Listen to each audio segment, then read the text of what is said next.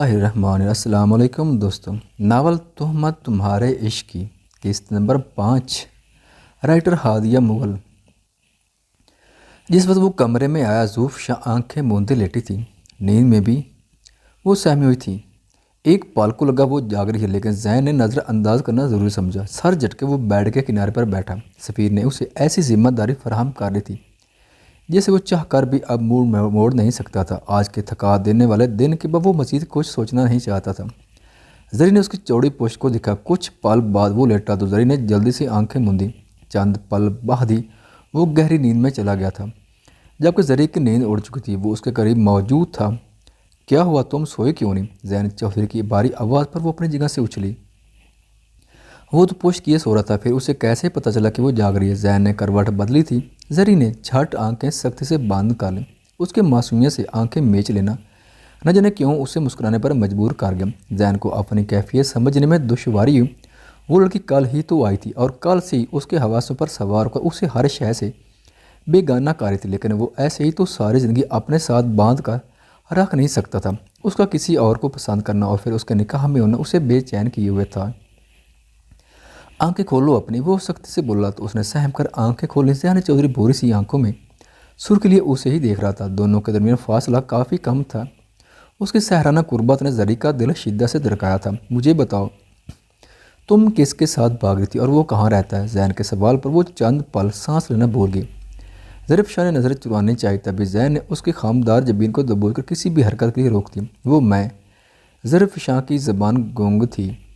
Zarif شاہ مجھے جواب دو، وہ مزید سختی سے بولا۔ ظریف شاہ کے آنسو بہنے لگے۔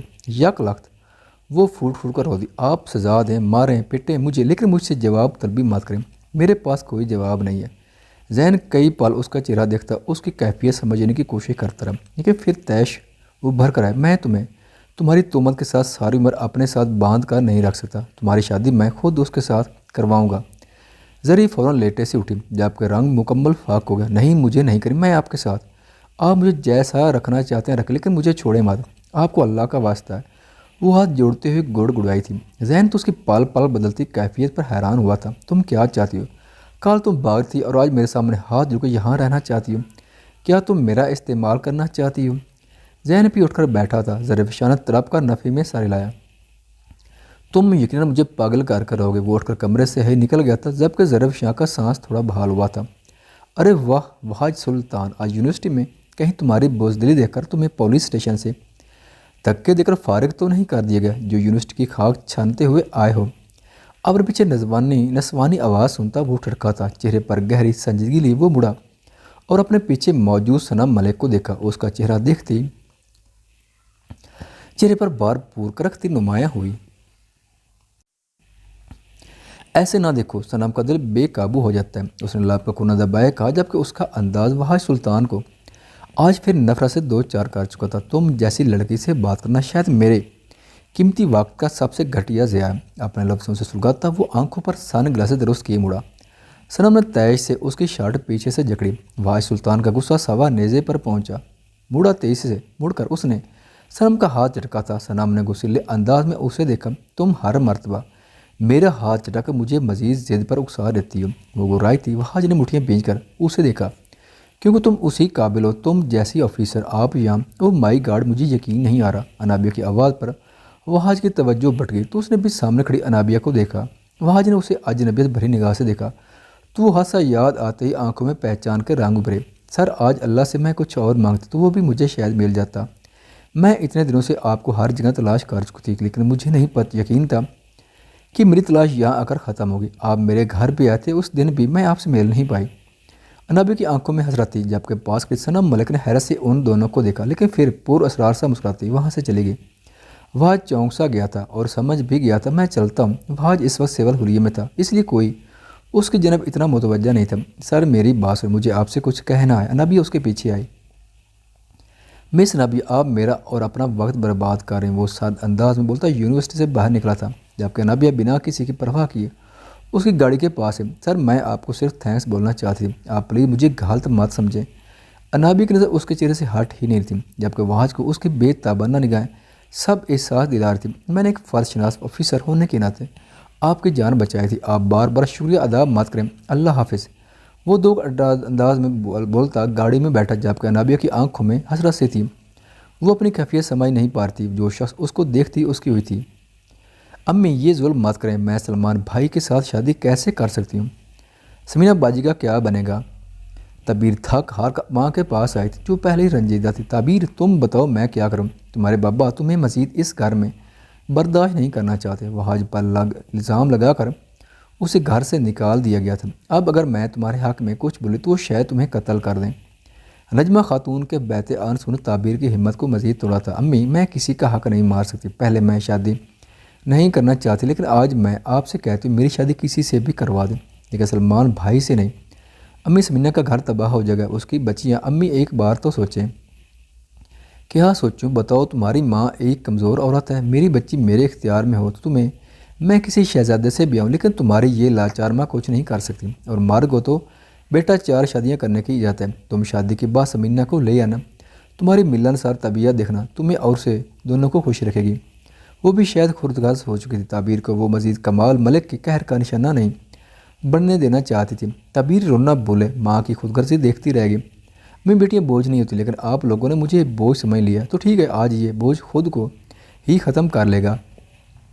میرے کفن دفن اگر آپ سے خرچ نہ ہو سکے تو میری لاش کسی ادارے میں رات کے اندھیرے میں بھیج دینا۔ سختی سے آنسو رگڑے وہ شفاقیت سے بولے۔ بہر بڑی جب سامنے کھڑے کمال ملک کو دیکھ کر اس کا رنگ فاق ہوا، جن کی آنکھیں ہاتھ درجہ سرخ تھی۔ اس نے قدم پیچھے لیے، کمال ملک آ گیا اور ایک زوردار دھپڑ اس کے سفید گال پر مارا تھا۔ تم نے اگر ایسی کوئی حرکت کرنے کی کوشش کی تو میں تمہاری ماں کو طلاق دے دوں گا۔ کل چپ چاپ نکاح کے ہمیں بھر دینا ورنہ اپنی ماں کی بربادی کی ذمہ دار تم خود دو گے۔ باپ کی شفاقت نے خود گویا وجود چھلنی کیا تھا۔ منہ پر ہاتھ رکھے وہ اپنے کمرے کی طرف بھاگی تھی جبکہ نجمہ خاتون نے شوہر کو زخمی نگاہوں سے دیکھا تھا۔ کمال ملک انہیں نظر انداز کیے شاہانہ انداز میں کاؤچ پر دراز ہوئے جبکہ نجمہ بیگم ان کے قدموں کے قریب بیٹھے ان کے پاؤں دبانے لگے۔ عزت و محبت تو شاید دونوں کی قسمت میں نہیں تھی۔ چل بھائی باسط بیٹا، جتنا آرام تو نے کرنا تھا کل آج سے تیرے کام کرنے کے دن شروع ہیں۔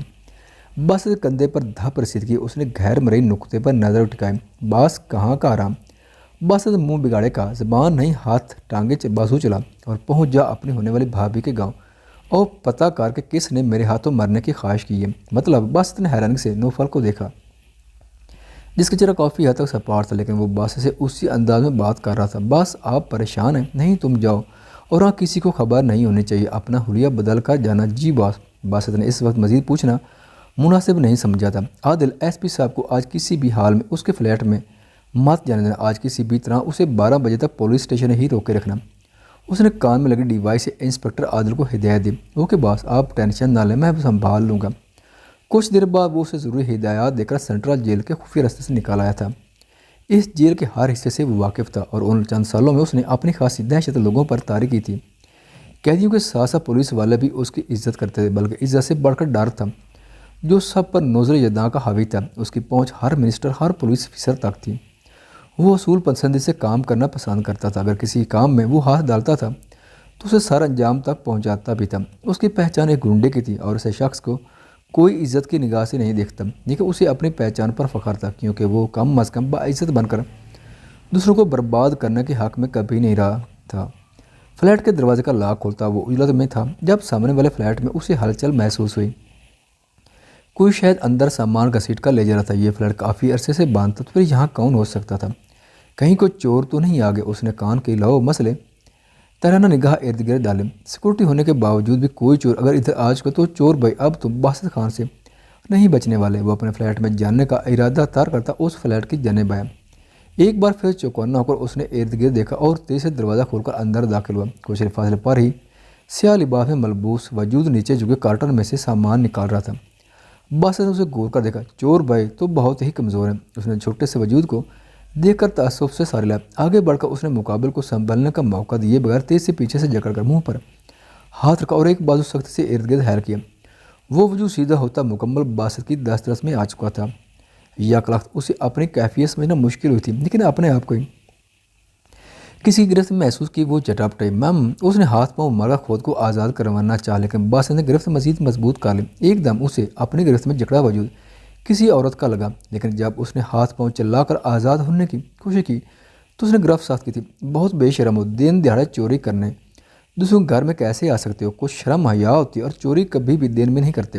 کسی مرد کی آواز سن کر وہ مکمل سہم چکی تھی۔ سندری نے ایک دم اس کے گھٹنے پر ٹانگ مار کر خود کو آزاد کروایا۔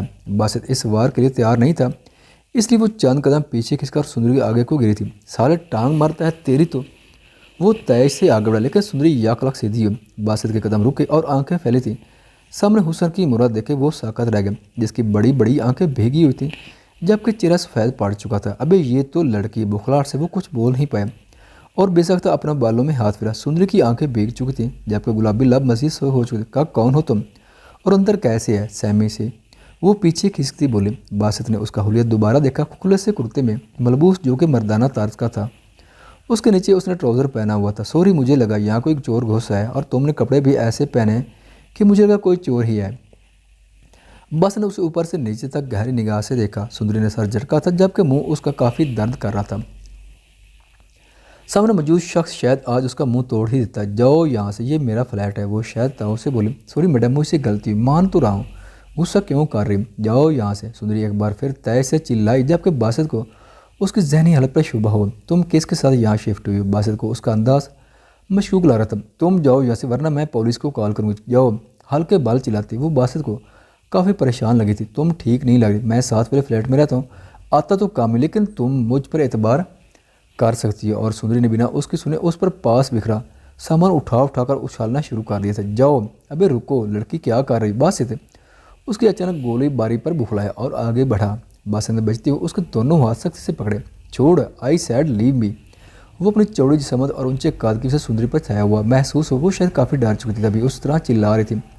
اگر تم نہیں چاہتی کہ میں تمہاری آواز دوبارہ بند کروں تو چپ کر جاؤ، باسط خاصی سنجیدگی سے بولا۔ اس کے لہجے کے سرد پر آنکھوں سے ٹپکتی وحشت نے اسے سہما تھا۔ میں جا ہی رہا تھا، لیکن تم نے اپنی طرح ان چھوٹے ہتھیاروں سے شدید زخمی کر دیا، اس لیے اب تمہیں اس کی سزا ملے گی۔ باسط نے اپنا لہجہ خطرناک حد تک پر اسرار بنایا اور آنکھوں کو چھوٹی کیا اسے دیکھا۔ پلیز مجھے چھوڑ دو، میں نے بس اپنی حفاظت کے لیے یہ سب تم پر پھینکا تھا، میرا کوئی غلط مقصد نہیں تھا۔ معصومیت سے بولتی وہ باسط خان کی گرفت کمزور کر چکی تھی۔ اتنی معصومیت قتل کرو گی میرا کیا؟ وہ اس کی بھیگی آنکھیں دیکھتا مسمرائز ہوا۔ سندری نے حیرانی سے اسے دیکھا۔ اف، بہت تیکھی نظر ہے تمہاری، سیدھا دل چیر گئی میرا۔ باسط کھڑا ہوتا اپنے بالوں میں ہاتھ پھیرے بولا، جبکہ سندری اب بھی اس کے لفظوں کو سمجھنے کی کوشش کر رہی تھی۔ مجھے جاننا ہی چاہیے، میں چلا ہی جاتا ہوں۔ وہ اپنی کیفیت اسے خود بھی سمجھ نہیں آ رہی تھی۔ بڑبڑاہٹ کے ساتھ وہ باہر نکلا، اس سے پہلے وہ مڑتا۔ سندری نے اٹھ کر تیز سے دروازے کو لاک کیا۔